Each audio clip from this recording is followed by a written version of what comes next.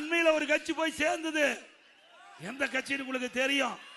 அதுக்கு அதிக இடம் அந்த கட்சி.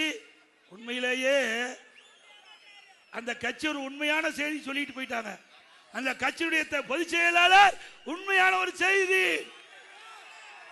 தமிழகத்தில் பாலியல் வன்கொடுமை நடக்குது.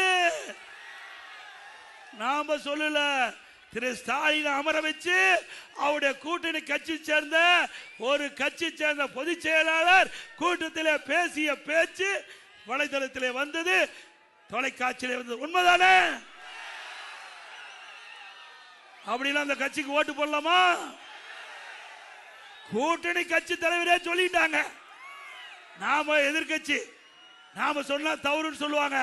ஆனா அந்த கூட்டணியில் அங்க வைக்கின்ற ஒரு கட்சியுடைய பொதுச் செயலாளர் இப்படிப்பட்ட கருத்தை சொல்லிக்கிட்ட பொழுது நாட்டு மக்கள் நீங்க ஒரு நல்ல முடிவை எடுக்க வேண்டும். நல்லாட்சினா எடப்பாடியார் தான். வாக்களிப்பீர் இரட்டை இலைக்கே.